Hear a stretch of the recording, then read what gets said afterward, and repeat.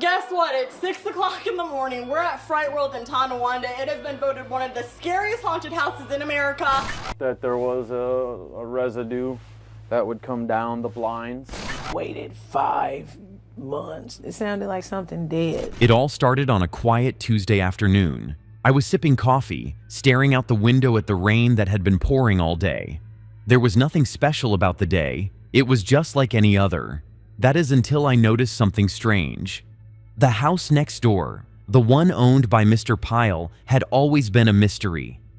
Mr. Pyle was a quiet man who rarely left his home, and no one really knew what went on in there.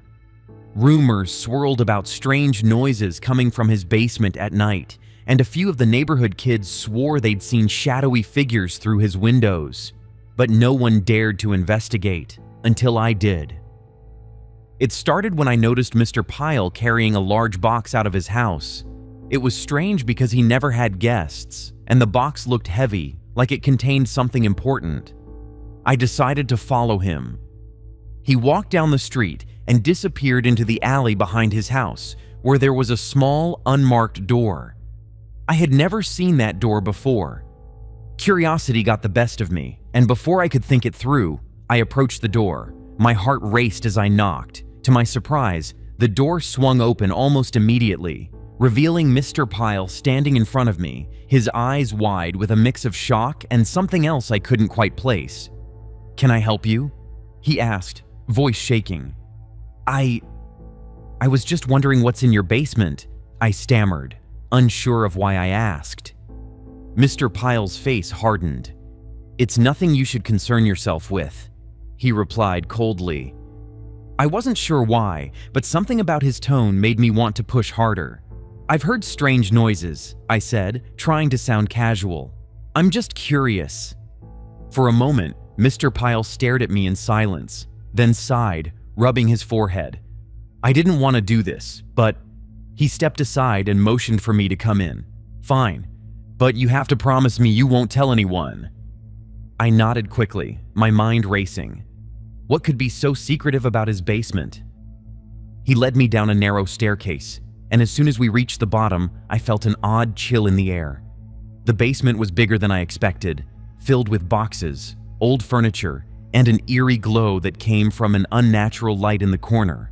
But what caught my attention immediately was a door at the far end of the basement. It looked ordinary at first, but the air around it felt wrong.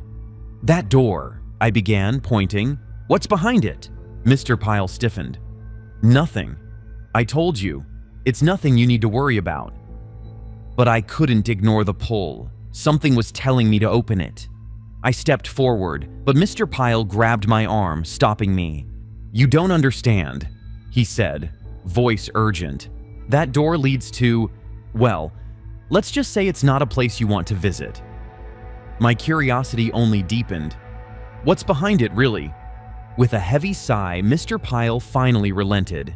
"Fine, but you need to know this. There's a dimension on the other side, a dimension where everyone has a double, a dangerous double, and once you step through, there's no going back." I blinked. "You're saying there's another world through that door?" Mr. Pyle nodded. "Yes. And in that world, everyone has a dangerous version of themselves. A double that's often more ruthless, more violent. The doubles want to cross over into our world, and they'll do anything to get through." His words hung in the air, thick with tension. I didn't know if he was lying or if he had lost his mind, but something inside me urged me to open that door and see for myself. Ignoring the warning bells in my head, I stepped closer to the door. Mr. Pyle tried to stop me again, but I gently pushed him aside. My hand gripped the doorknob, and with a deep breath, I turned it. The door creaked open, and a gust of cold wind rushed past me. I stepped into the darkness, and suddenly, everything changed. I was no longer in Mr. Pyle's basement. The room around me had transformed into a dark, twisted version of his house.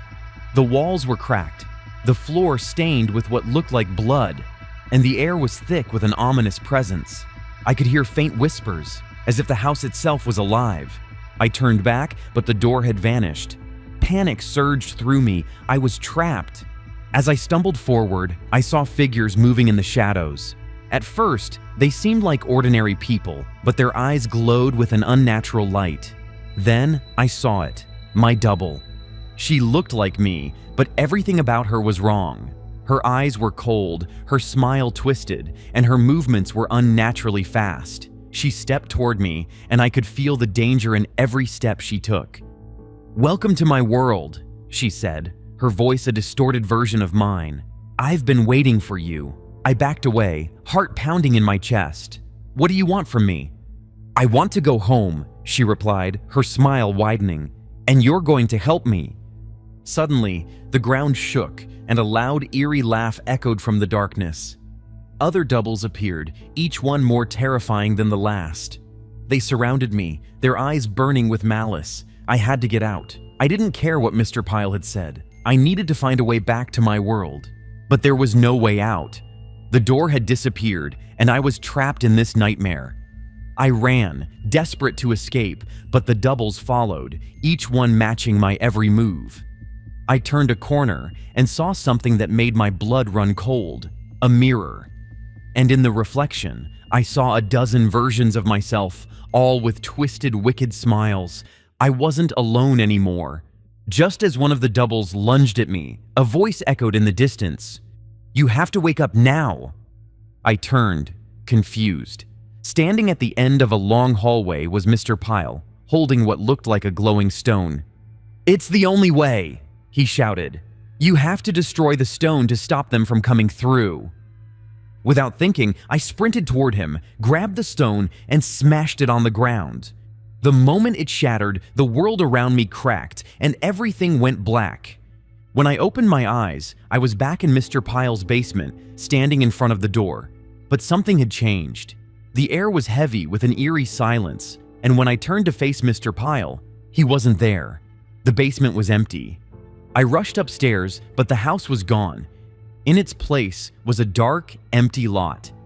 Had I imagined it all, or was this just another version of my world?